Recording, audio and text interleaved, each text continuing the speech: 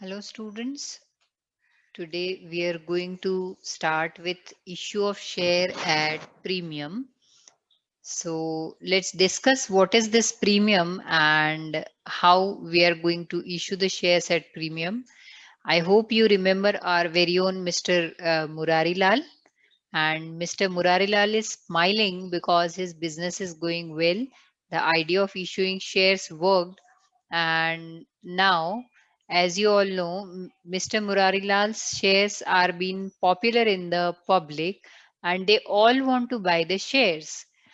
And Murari Lal seems happy here, but Arjun is going to tell him something new today. Arjun says that, hey Murari Lal, why don't you issue your shares at premium?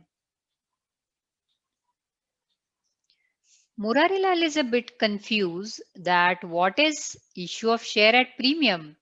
So Arjun says that there are many ways of issuing shares.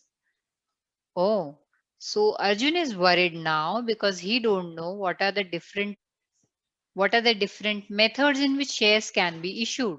So he asks Arjun yes, and Arjun, his friend, tries to help him by telling him that there are three methods of issuing shares. First is issue at par, issue at premium is the second one, and third method is issue of shares at discount. Now, he seems happy, but still he needs to understand it a bit more. Arjun अब हमें समझाएंगे कि ये methods of issuing shares कौन कौन सी है. सबसे पहला है issue at par. Issuing the shares at their face value, for example, issuing share of rupees 10 at rupees 10. तो अभी तक हमने पिछले वीडियोस में जो क्वेश्चन पढ़े हैं, that was issue at par, जहां पर हम देख रहे थे कि जिन शेयर्स की फेस वैल्यू 10 रुपीज है उन्हें 10 पर ही हम इशू कर रहे हैं, ना उससे ज्यादा पर ना उससे कम पर. Right. So issue at par must be clear to you because ये क्वेश्चंस हम लोग ऑलरेडी सॉल्व कर चुके हैं. नेक्स्ट इसके बाद आता है इशू एट प्रीमियम.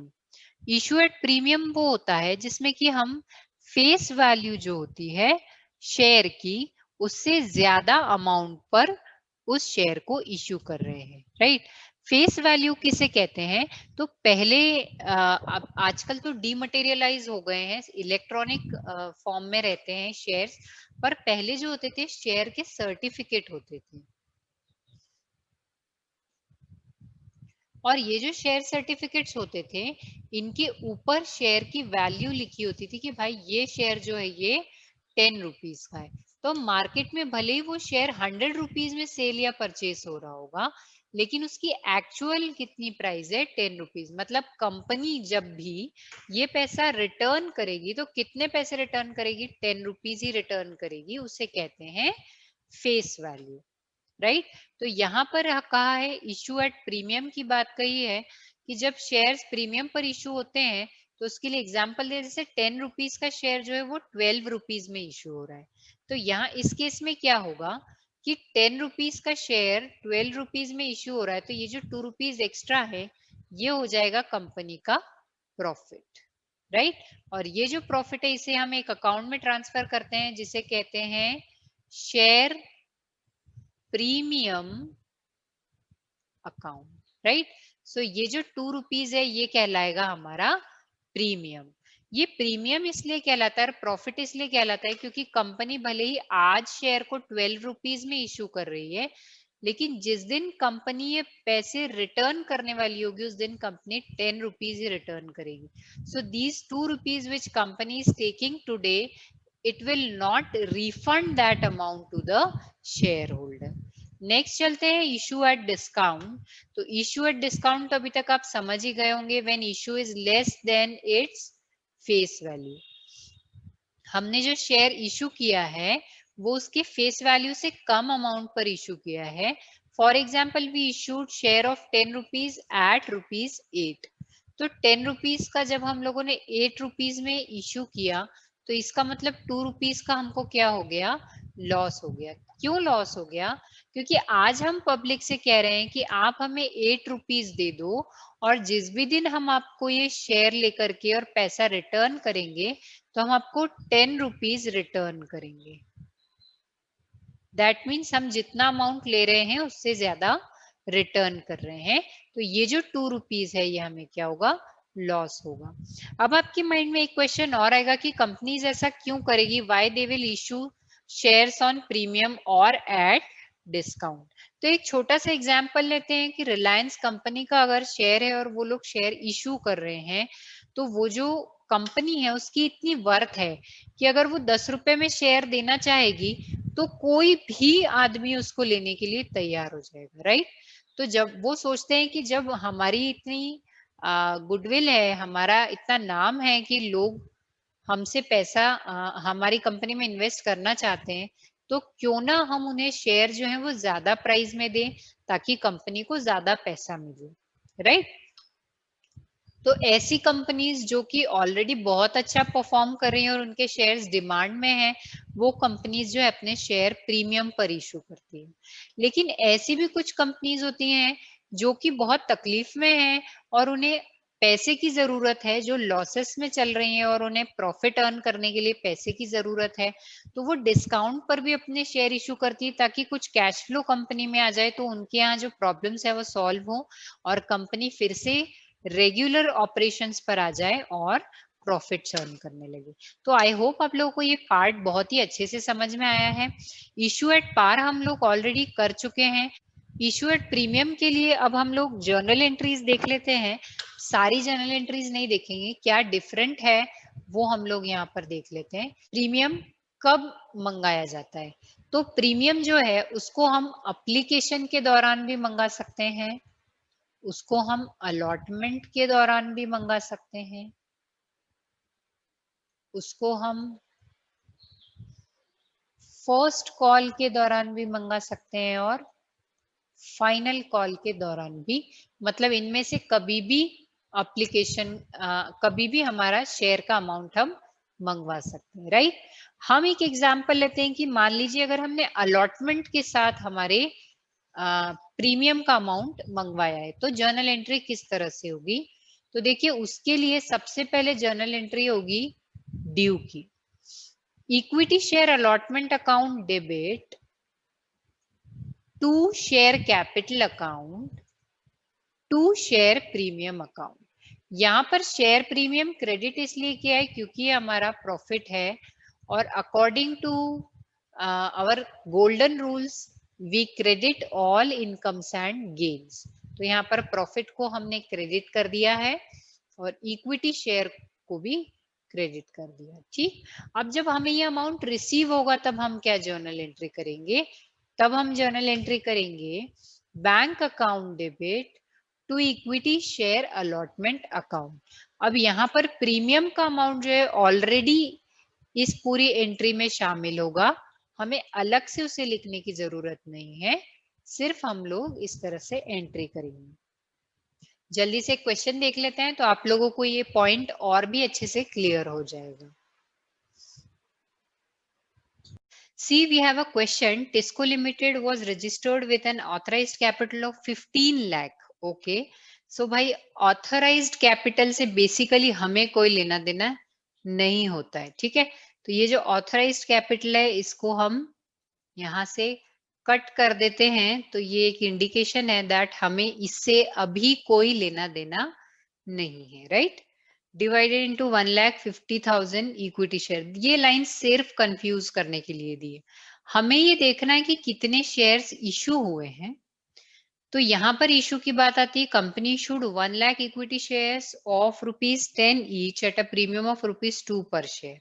और बेसिकली देखा जाए तो हमें इशूड से भी कोई लेना देना नहीं होता है अगर जितना हमने इशू किया है उतना हमारा सब्सक्रिप्शन नहीं है। तो देखिए यहाँ लिखा है company received applications for 80,000 equity shares.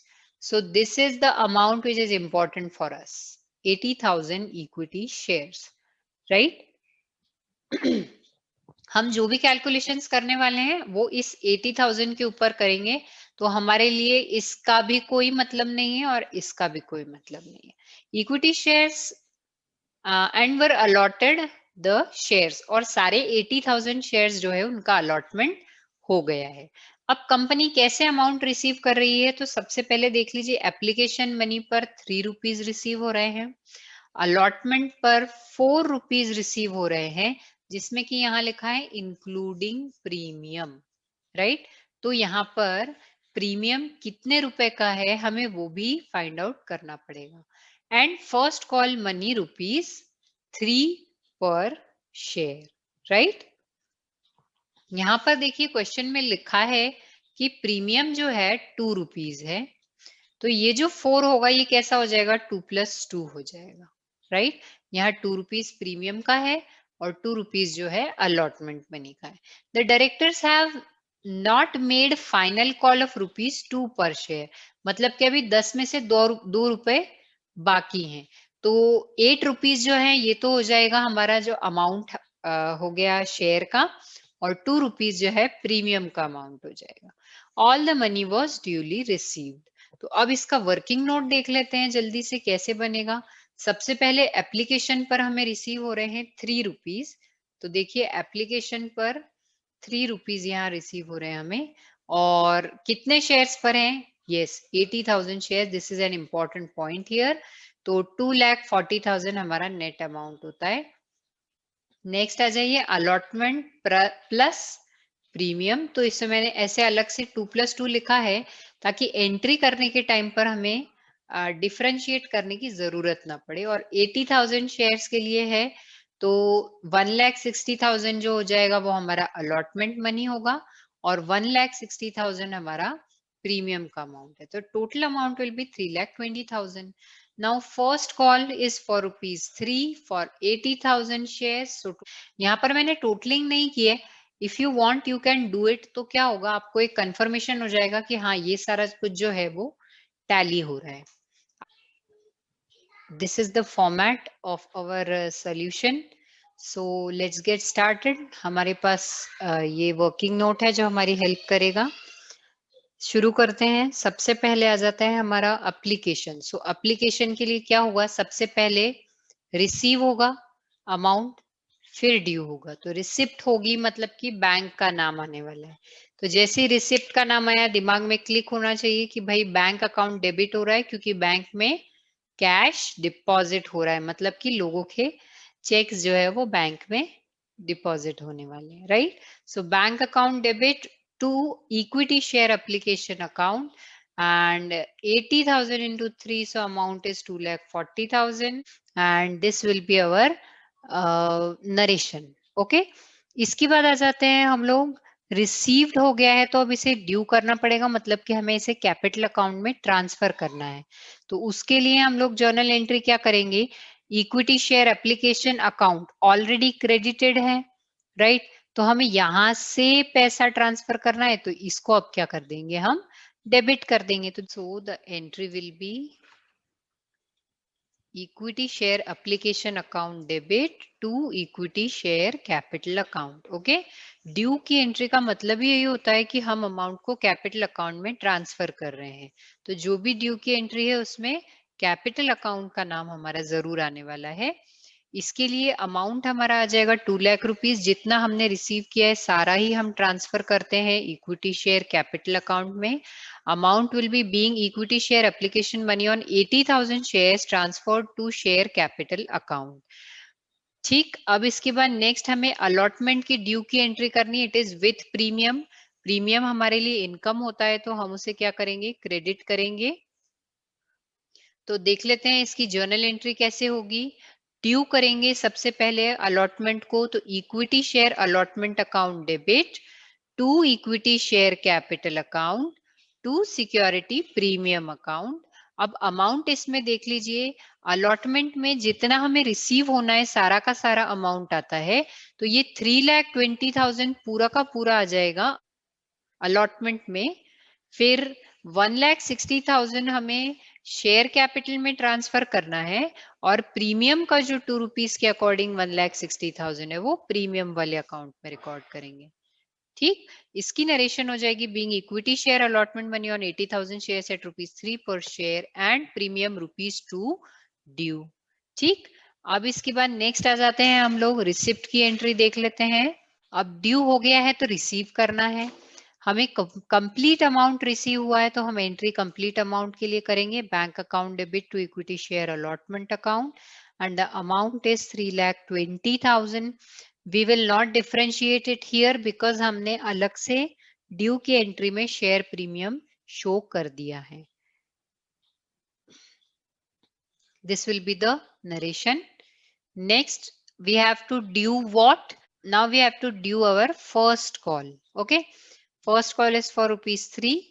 Equity share first call account debit to share capital account 2,40,000 being equity share first call money on 80,000 shares at ₹3 per share due.